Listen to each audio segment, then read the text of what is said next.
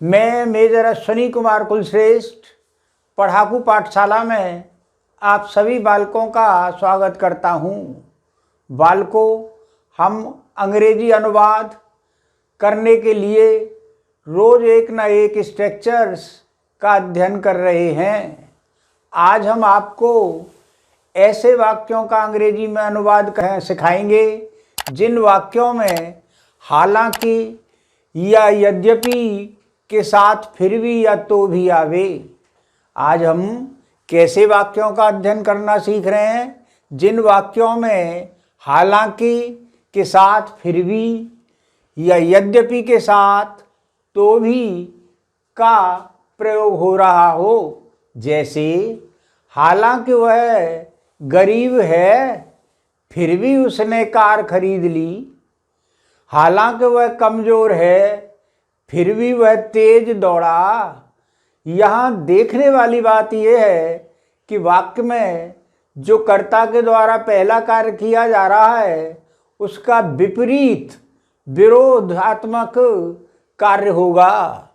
जैसे हालांकि वह बीमार था फिर भी उसने दावत में शामिल होना स्वीकार कर लिया। बीमार था, उसे दावत में नहीं जाना चाहिए था, फिर भी निमंत्रण स्वीकार कर रहा है, जा रहा है दावत में, तो यहाँ उसका ये विपरीत कार्य है। जैसे हालांकि वह गरीब है फिर भी दान देता है, गरीब होने के बावजूद भी वो दान दे रहा है। तो ऐसे एडवर्ब क्लॉज के कॉम्प्लेक्स वाक्यों में जो कंजंक्शंस के प्रयोग होंगे वो बोर्ड पर ऊपर लिखे हुए हैं।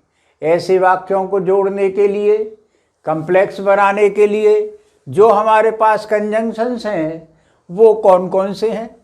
Though, although, even though, even if, however, nevertheless, nonetheless, notwithstanding, as या व्हाइल।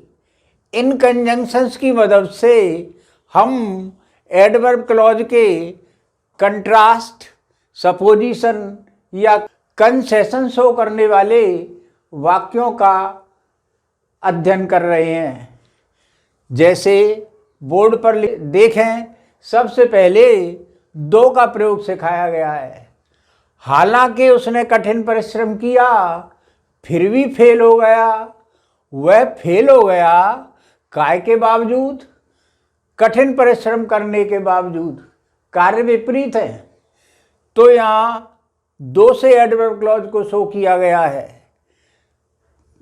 जैसे एक और वाक्य देखें ऑल्दो का। हालांकि वह मालदार है फिर भी वह कंजूस है। यहाँ फिर भी की अंग्रेजी लगाने के लिए ध्यान रहे, ऑल्दो या दो के साथ कॉमा का प्रयोग कर सकते हैं प्रिंसिपल क्लॉज के पहले, अथवा यट का भी प्रयोग कर सकते हैं। हालांकि या यद्यपि की ध्वनि हाउएवर से भी आती है। जरा देखें, दो वाक्य बोर्ड पर लिखे हैं। हाउएवर यू ट्राई, तुम चाहे जितनी भी कोशिश कर लो, you can not beat him, विरोध हो रहा है, तुम उसे पीट नहीं सकते हो। However hard she may try, वो कितना भी कठिन परिश्रम कोशिश कर ले, शी विल नेवर सक्सीड, वो कभी पास नहीं होगी। हाउएवर के साथ एडजेक्टिव का प्रयोग किया गया है। इवन इफ भी हालांकि या यद्यपि की ध्वनि देता है। हम इवन इफ कंजंक्शन से भी वाक्यों के कॉम्प्लेक्स बना सकते हैं। जैसे even if we have little hope, हालांकि हमको बहुत कम उम्मीद है। We must not give up attempts, फिर भी हमें प्रयास नहीं छोड़ने चाहिए। बालकों, एक और स्ट्रक्चर है एज का प्रयोग करके भी हमें हालांकि और यद्यपि की ध्वनि वाले वाक्यों में अनुवाद करना आना चाहिए। जैसे रिच एज ही इज, यहाँ एज जो है वो हालांकि की साउंड दे रहा है, परंतु एज का इस्तेमाल करने में सावधानी बरतनी चाहिए। एज में जब प्रयोग करेंगे हालांकि के रूप में तो एडजेक्टिव वाक्य के प्रारंभ में ही आ जाएगा। जैसे रिच एज ही इज, हालांकि वह मालदार है, फिर भी ही इज नॉट हैप्पी, फिर भी वो खुश नहीं है। एक और वाक्य देखें, हालांकि वह मालदार है फिर भी कंजूस है। Rich as he is, comma he is माइजर।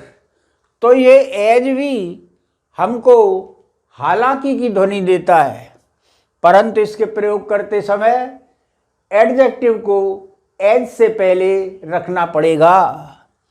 कभी कभी हालांकि की ध्वनि व्हाइल से भी प्रयोग होती है, व्हाइल से भी होती है।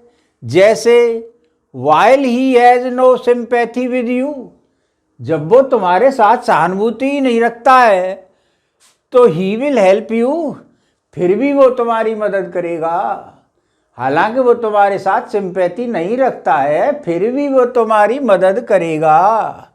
तो व्हाइल का भी प्रयोग हम हालांकि के लिए कर सकते हैं। इसके अलावा हमारे पास और भी कंजंक्शन हैं जो ध्वनि देते हैं हालांकि या यद्यपि की। जैसे not with standing his injury, हालांकि उसके चोट थी फिर भी ही मेड ए सेंचुरी, फिर भी उसने शतक बनाया। एक और वाक्य प्रयोग देखें, नेवरदीलेस या नंदीलेस का भी प्रयोग कर सकते हैं। The book is too long, nonetheless it is very interesting, हालांकि ये किताब बड़ी लंबी है फिर भी इंटरेस्टिंग है। He was very tired, nevertheless he won the race, हालांकि वो थका हुआ था फिर भी उसने दौड़ जीत ली। बालकों, इस प्रकार हमने आज ऐसे वाक्यों का अनुवाद करना सीख लिया जिन वाक्यों में हालांकि के साथ फिर भी या तो भी आवे। इनमें प्रयोग करने वाले जो कंजंक्शंस होंगे कम्प्लेक्स वाक्यों में वो इतने हैं, though, although, even though, even if, however, nevertheless, nonetheless, notwithstanding, as और व्हाइल। इनका प्रयोग बोर्ड पर लिखे हुए वाक्यों की तरह से जो मैंने आपको समझाया प्रयोग करना चाहिए। बच्चों, ये वाक्य परीक्षाओं के लिए, दिन प्रतिदिन के जीवन में बोलने के लिए बहुत उपयोगी हैं। अतः हमें इनके अध्ययन के लिए पढ़ाकू पाठशाला चैनल को सब्सक्राइब कर लेना चाहिए और भी दिन प्रतिदिन आपको नई नई बातें धीरे धीरे बताई जाएंगी। एकदम आपको अंग्रेजी के गहरे समुद्र में उतारा नहीं जाएगा। एक एक सीढ़ी दर सीढ़ी आपको अंग्रेजी का ग्रामर का ज्ञान कराया जाएगा। Thank you.